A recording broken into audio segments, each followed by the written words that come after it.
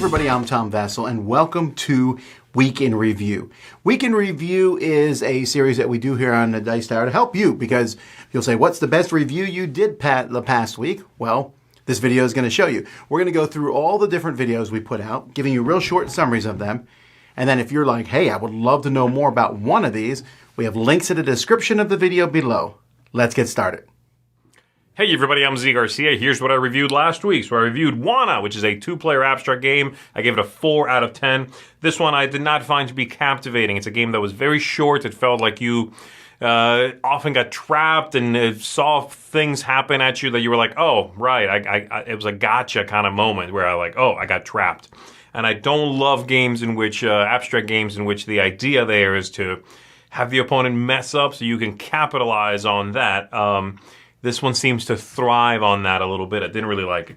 I reviewed Tuned, which I gave a 5 out of 10 to. Also an abstract game, though, with a lovely theme. And this one suffers a little bit from the same thing. It's hard to visualize the moves, the possible options, and you often end up having those moments where you go, oh, I got. This one doesn't suffer from it as much, but I still didn't find it very captivating, and the games last 5 minutes. Not enough to feel interesting and build up for me. I reviewed Mission Control Critical Orbit. I gave this one a 7 out of 10. This is a very interesting cooperative game that sort of feels like some other ideas, kind of mostly feels like Fuse to me. This sort of time pressure with everybody sort of working together, but in a neat way with one player doing one, sort of the main focus of the game, trying to escape their broken space vessel, and everybody else helping them. Those players are doing a little bit less at the table, which I find to be, it's a little wanting. But I enjoyed the game. I think it's going to be one that finds a following, and those folks are really going to love it. I reviewed Vaalbara, and this one I give an 8.5 to. It's a very small game, sort of like Libertalia, sort of like Citadels, playing a card for its power simultaneously with other players, and then drafting these lands and getting victory points from that. Fantastic game. Quick.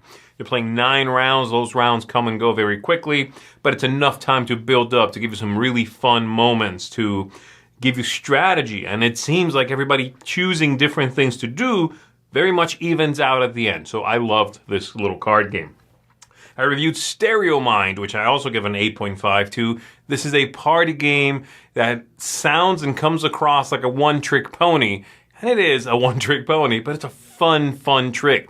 You're listening to a clip of sound and then choosing from a word bank what word you would associate to that sound. And those things can be kind of similar, or they can be nothing alike. Listening to something and then going, gee, what do I pick between water, milk, orange juice, whatever. Everybody has to be, on the same page, and then the discussions that come forth from that are really, really neat. Quick, punchy, lovely little quirky game.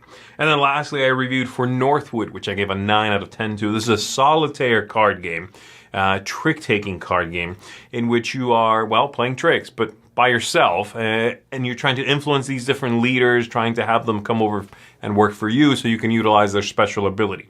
Really lovely, nice amount of variability in the game, charming cards, charming artwork, durable quality. The cards are plastic, and they feel like they're going to hold up to some serious play.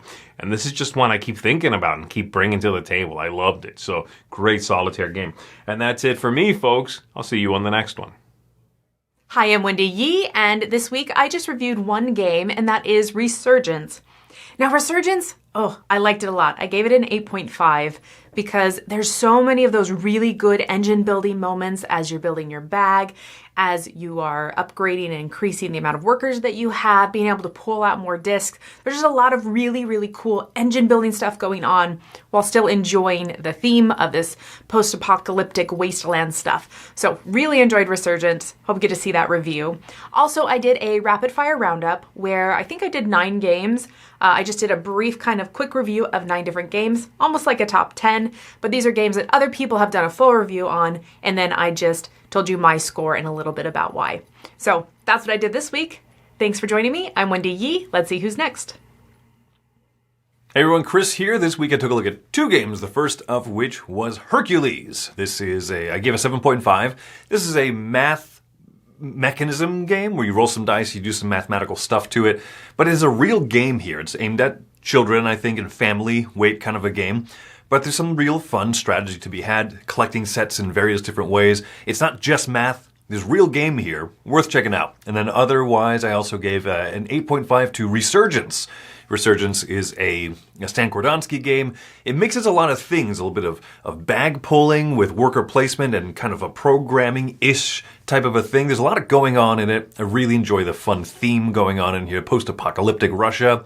So worth looking into, an 8.5, a seal of excellence for me. And that's been my week. All right, everybody, here's what I reviewed this week. First off, I reviewed Minecraft, Heroes of the Village, I think it was, the Minecraft game. Anyway, it's a family weight game. Very fun. My 6-year-old loved it. I gave it a 7.5, so you have somebody in that age group or age range from like 5 to 8 or whatever. I think they'll like it. Take a look at the review. Then I also reviewed from Western Legends the expansion Blood Money, which is after Ante Up. It's their most recent expansion, and it does add some nice story cards that I really like, but I like that one a lot. So take a look at that, and I gave that one an 8.5. Then D.E.I. That's the big sprawling game that was not as battle heavy as I thought it was going to be, but I still liked it. Very resource management. It was kind of area control. I really like that one as well, and now is an 8.5. So it was a good week for reviews for me. Got some good games on the docket, and that's what I reviewed this week. Hey there everybody, it's Mike Delicio, and this week I reviewed Cinderella's Dance, a small box 2-player trick-taking game that I gave a 6 out of 10 to. It's an interesting idea, but it started off as an experiment, kind of toying around with the idea of what is a trick taker and what isn't. And I think it works better as an experiment than a game. There's just not a whole lot to it. I don't think there's a lot of plays. There's a novelty factor, but I don't think there's any staying power to it. So 6 out of 10 for Cinderella's Dance. And then I reviewed Tasso Banana, which is a very cute dexterity stacking game that I gave a 7.5 out of 10 to.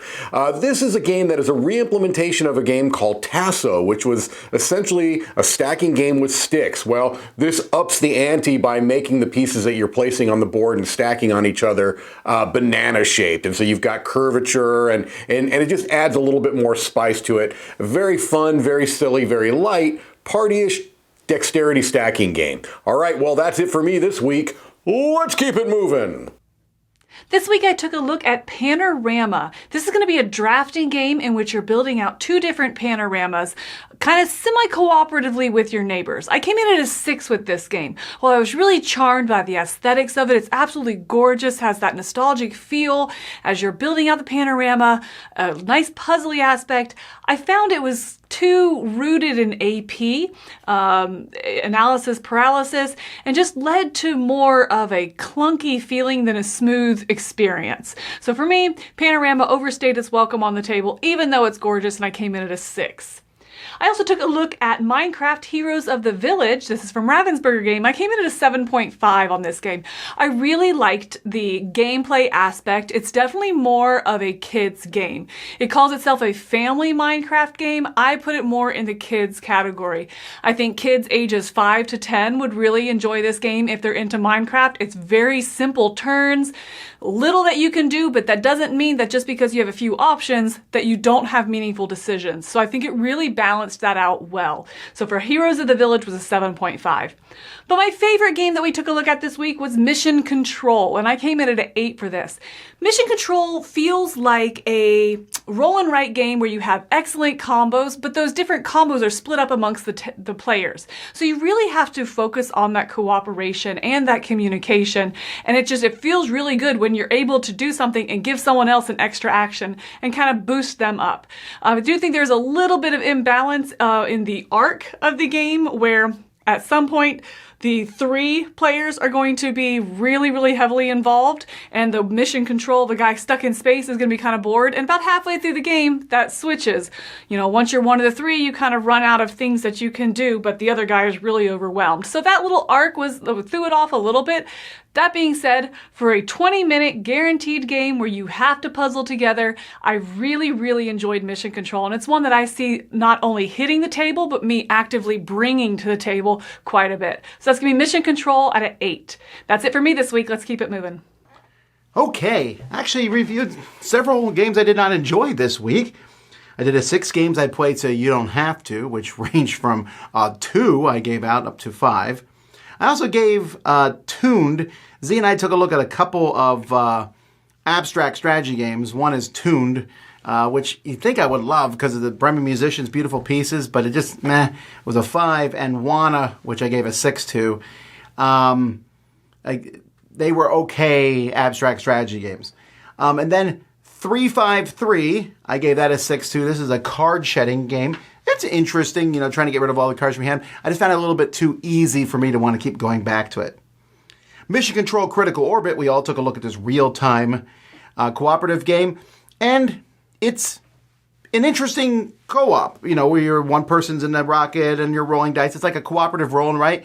I just didn't find it to be gripping or anything. It's fine, 6 out of 10. Guns or Treasure, this is a little light card game, and it really works well for bigger groups. Some people are going to love this game. You build a few ships, pirate ships, and then you attack each other, like a 15-minute game. It's fine, it's light, it's just not one I want to play all the time. It's close, but not quite there, 6.5.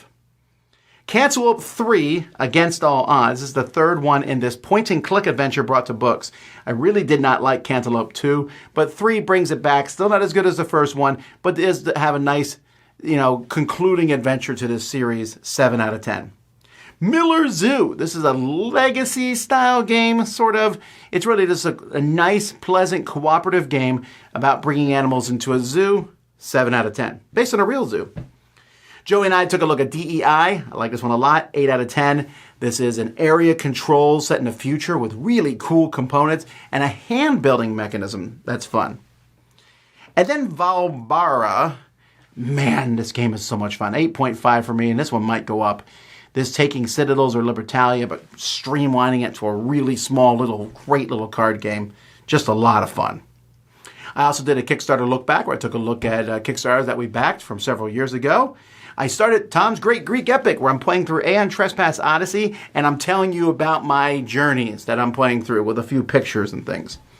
I did 5 great games from 2000 as I continued that series, and we did our top 10 deck building games. Of course, we also did crowd surfing, board game breakfast, and Kickstarter or crowd surfing. I mentioned that, board game breakfast and board game smorgasbord. Lots of different videos for you to check out last week, folks. Thanks so much for watching. I'm Tom Vassell. We'll see you next time.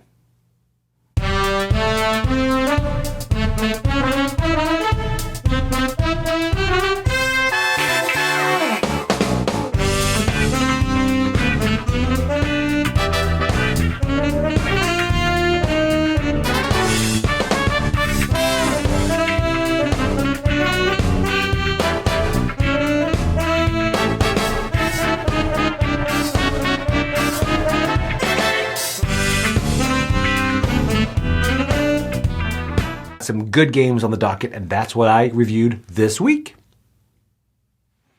Do you like that look? Is that like almost meerkat? Meerkat like this. What is this? I don't think I'm ever going to do that again.